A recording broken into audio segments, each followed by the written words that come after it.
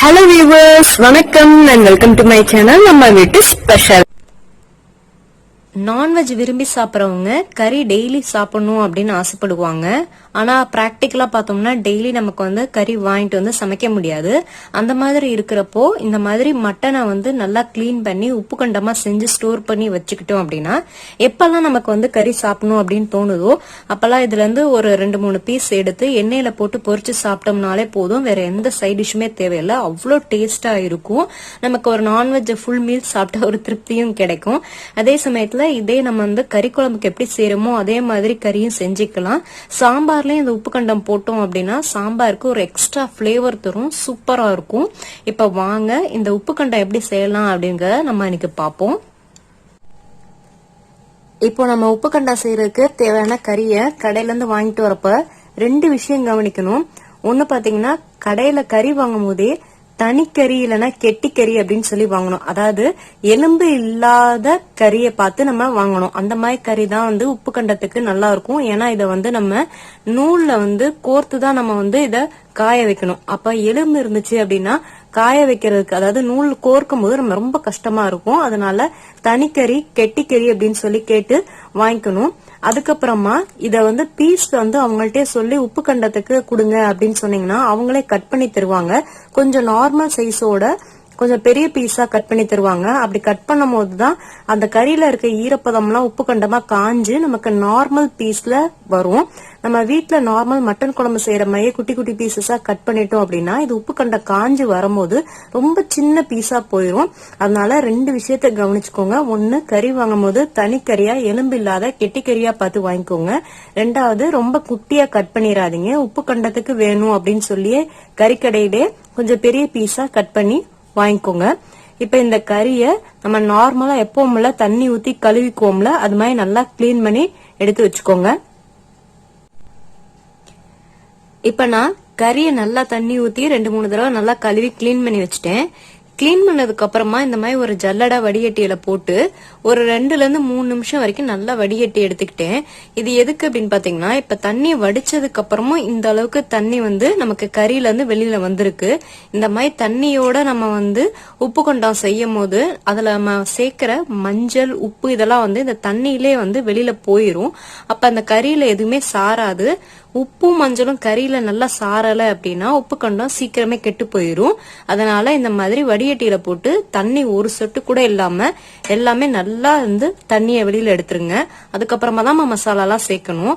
டக்குன்னு தண்ணி எடுக்கிறேன் அப்படின்னு சொல்லிட்டு இந்த மாதிரி கறியை அள்ளி இந்த மாதிரி பிழிஞ்சிடாதீங்க. பிழியும் போது என்ன ஆகும் அப்படின்னா அந்த கறியில இருக்கிற இயற்கையில இருக்கிற கொழுப்பு தன்மையெல்லாம் வெளியில போயிரும். அப்ப வந்து கறி வந்து நமக்கு அவ்வளவு டேஸ்டா இருக்காது. அதனாலதான் நம்ம இந்த மாதிரி ஜல்லடையோ இல்ல வடிகட்டியோ போட்டு இந்த மாதிரி கழுவுன தண்ணிய எக்ஸஸ் தண்ணிய இந்த மாதிரி எடுத்துக்கணும். இந்த தண்ணி நமக்கு தேவையில்லை. இதை நம்ம கீழே ஊத்திடலாம். இப்ப இதுல எப்படி நம்ம மசாலா தேக்கலாம் அப்படிங்கறத நம்ம பார்க்கலாம்.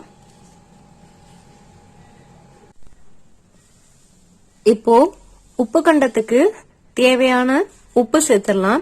நான் இன்னைக்கு 1 கிலோ கறி எடுத்திருக்கேன். அதுக்கு 4 டேபிள் ஸ்பூன் அளவுக்கு உப்பு சேர்த்துக்கிறேன். உப்பு வந்து கூட போனாலும் பரவாயில்ல. உப்பு நிறைய இருந்தாதான் வந்து நம்மளோட கறி சீக்கிரம் கெட்டு போகாம இருக்கும். உப்பு வந்து ஒரு நல்ல ப்ரிசர்வேட்டிவ்ஸ். இப்ப பாத்தீங்கன்னா இந்த உப்பு சேர்த்ததுக்கு அப்புறம் 4 டீஸ்பூன் அளவுக்கு மஞ்சத்தூள் அதையும் சேர்த்துக்கோங்க. உப்பு பாத்தீங்கன்னா டேபிள் ஸ்பூன்ல சேர்த்திருக்கேன். மஞ்சள் பாத்தீங்கன்னா டீஸ்பூன். சோ 4 டேபிள் ஸ்பூன் உப்பு 4 டீஸ்பூன் அளவுக்கு மஞ்சத்தூள் சேர்த்திருக்கேன். இப்போ இந்த உப்பும் மஞ்சளும் மிக்ஸ் ஆகிறதுக்கு நம்ம தண்ணி எல்லாம் யூஸ் பண்ணக்கூடாது. அதுக்கு பதிலா நல்லெண்ணெய் தான் சேர்க்கணும். நல்லெண்ணெய் தான் கண்டிப்பா சேர்க்கணும். வேற எந்த எண்ணெயும் சேர்க்க கூடாது. இதுதான் வந்து இந்த உப்பு கண்டத்துக்கு நல்லா இருக்கும். இப்ப வந்து இது தேவையான அளவுக்கு நம்ம சேர்த்துக்கலாம். நல்லெண்ணெய் சேர்த்ததுக்கு அப்புறம் இந்த உப்பு மஞ்சத்தூள் நல்லெண்ணெய் இது எல்லாமே எல்லா கறி பீசஸோடயும் சேர்ற மாதிரி நல்லா மிக்ஸ் பண்ணிக்கோங்க. ஸ்பூன்ல எல்லாம் செஞ்சா சரியா வராது. கையில தான் செய்யணும். சோ இந்த மாதிரி நல்லா மிக்ஸ் பண்ணிக்கோங்க.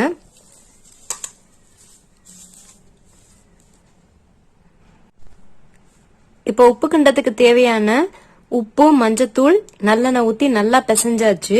இத ஊற வைக்கணும் அப்படின்லாம் கிடையாது. இப்ப இத நம்ம நூல்ல கோர்த்து காய வைக்க ரெடியா இருக்கு. இப்ப இத எப்படி நூல்ல நம்ம கோர்க்கிறது அப்படிங்கறத பாக்கலாம்.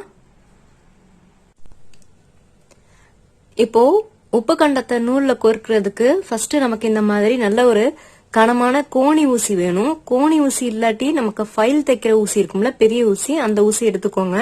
நார்மலா நம்ம துணி தைக்கிற ஊசி இதெல்லாம் எடுக்க கூடாது. இந்த மாதிரி கனமான கோணி ஊசி இல்லைன்னா ஃபைல் தைக்கிற ஊசி தான் எடுத்துக்கணும். இதுல பாத்தீங்கன்னா நூல் கட்டியிருக்கேன், நூல் கோர்த்திருக்கேன். அதாவது நம்ம கிட்ட இந்த ட்வைன் நூல் அப்படின்னு சொல்லுவாங்க, நல்ல கனமான நூலா இருக்கும். அந்த மாதிரி நூலை நல்லா ரெட்டையா போட்டு இந்த மாதிரி எவ்வளவு நீளம் வேணுமோ அந்த அளவுக்கு நீங்க போட்டு லாஸ்டா ஒரு முடிச்சு 2 முடிச்சு இல்லைன்னா 3 முடிச்சு அந்த மாதிரி நல்லா டைட்டா போட்டுக்கிட்டீங்க அப்படின்னா இது ஃபுல்லா நமக்கு அப்படியே கோர்க்கறதுக்கு ரெடி ஆயிரும். இப்ப நான் ஒரு கறி எப்படி செய்யறது கோர்க்கிறது அப்படின்னு காட்டுறேன் பாருங்க.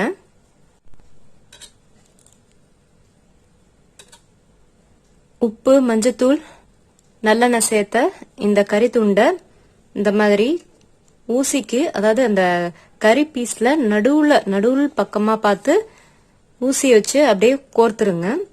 செய்யும் போது ரொம்ப கேர்ஃபுல்லா கவனமா செய்யணும். இந்த மாதிரி செஞ்சு இந்த நூல்ல இப்படியே சேர்த்துருங்க. இதே மாதிரி எல்லா கறியுமே இந்த மாதிரி ஊசியில கோர்த்துக்கணும். நம்ம கோர்க்கும் போது ஊசியில கறியோட நடு பீஸ்ல, அதாவது அந்த சென்டர் பாயிண்ட்ல வச்சு நம்ம இந்த மாதிரி கோர்த்தோம் அப்படின்னா கறி காத்துலயும் சரி வெயிலையும் சரி நல்லா ஈவனா காஞ்சு வரும். ஓரமா குத்திட்டோம் அப்படின்னா வெயிட் தாங்காம அப்படியே கீழே இறங்கிரும். அதனால கொஞ்சம் முடிஞ்ச வரைக்கும் நடுவுல பார்த்து இந்த மாதிரி கோர்த்துக்கோங்க. இதே மாதிரி எல்லா கறியும் நான் கோர்த்துட்டு உங்கள்ட்ட காட்டுறேன். இப்ப உப்பு கண்டத்தை நல்லா கொடியில கட்டி காய வச்சாச்சு. நான் இந்த மாதிரி கிளிப் யூஸ் பண்ணியிருக்கேன் கீழே உழுகாம இருக்கிறதுக்கு. இந்த மாதிரி நல்லா கொடி மாதிரி காய போட்டுக்கணும். ஒரு பீஸுக்கும் இன்னொரு பீஸுக்கும் நடுவுல நல்ல கேப் இருக்கணும். அப்பதான் நல்லா காயும். இந்த மாதிரி சேர்ந்து இருந்துச்சுன்னா தனித்தனியா பிரிச்சு விடுங்க. இது ஒரு 4 நாளைக்கு நல்லா காயணும். காஞ்சிருச்சு அப்படின்னா நம்மளோட உப்பு கண்டம் ரெடி ஆயிரும். இப்ப 4 நாளுக்கு அப்புறம் உப்பு கண்டம்லாம் நல்லா காஞ்சிருச்சு. இந்த பாருங்க, நான் காஞ்ச உப்பு கண்டத்தை அப்படியே கட் பண்ணி எடுத்துட்டு வந்திருக்கேன்.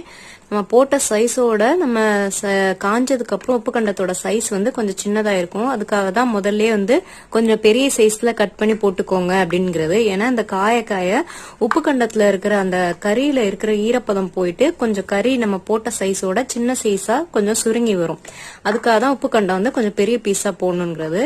இப்ப 4 நாள்ல பாருங்க நல்லா கொஞ்சம் கூட கறியில ஈரப்பதம் இல்லாம நல்லா காஞ்சிருச்சு. இப்ப இத எப்படி ரிமூவ் பண்றதுன்னு நான் காட்டுறேன். இந்த மாதிரி கயிறை டைட்டா புடிச்சிட்டு இப்படி இழுத்தோம் அப்படின்னா அந்த கறி நமக்கு தனியா வந்துரும்.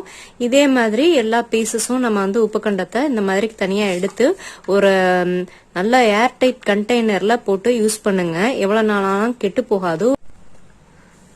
இப்ப நான் எல்லா உப்பு கண்டத்தையும் நூல்ல இருந்து தனியா எடுத்து வச்சுட்டேன். இப்ப இத ஒன்னு நல்ல ஏர்டைட் கண்டெய்னர்ல போட்டு நம்ம வச்சுக்கிட்டோம் அப்படின்னா நமக்கு எப்பப்பெல்லாம் கறி தேவைப்படுதோ இதை எடுத்து தண்ணியில ஒரு 10 நிமிஷம் ஊற வச்சிட்டோம்னா நம்ம சேர்த்து அந்த எக்ஸ்ட்ரா இருக்கிற உப்பெல்லாம் அந்த தண்ணியில போயிரும். அதுக்கப்புறம் எப்பவும் போல நம்ம குழம்பு வச்சுக்கலாம். கறி நமக்கு சும்மாவே ஒரு எண்ணெயில லைட்டா அப்படியே எடுத்து போட்டு பொரிச்சு சாப்பிட்டோம் அப்படின்னா சூப்பரா இருக்கும். தயிர் சாதம், ரச சாதத்துக்கெல்லாம் சூப்பரா இருக்கும். வேற எந்த சைடு டிஷ்மே தேவையில்லை. கறியை ஒரு 2 பீஸ் எடுத்து அப்படியே எண்ணெயில போட்டு பொரிச்சு சாப்பிட்டோம்னாலே அவ்வளோ டேஸ்டா இருக்கும். இந்த மாதிரி நம்ம எவ்வளவு வேணுமோ அதை நம்ம எப்பவுமே ஸ்டோர் பண்ணி திரும்ப எடுக்கும் போது கை காஞ்சிருக்கணும், ரொம்ப ட்ரையா இருக்கணும், கொஞ்சம் கூட ஈரம் இருக்கக்கூடாது. ஈரம் இருந்தா உப்பு கண்டம் கெட்டு போயிரும். இந்த மாதிரி கறி எடுத்து நீங்களும் உப்பு கண்டம் செஞ்சு நல்லா சாப்பிட்டு என்ஜாய் பண்ணுங்க. நம்ம வீட்டு ஸ்பெஷல் உப்பு கண்டம் ரெடி ஆயிடுச்சு. நீங்களும் உங்க வீட்டுல ட்ரை பண்ணி பாருங்க. உங்களுக்கு இந்த வீடியோ பிடிச்சிருந்தா லைக் பண்ணுங்க, ஷேர் பண்ணுங்க, மறக்காம நம்ம சேனலை சப்ஸ்கிரைப் பண்ணுங்க. நன்றி, வணக்கம்.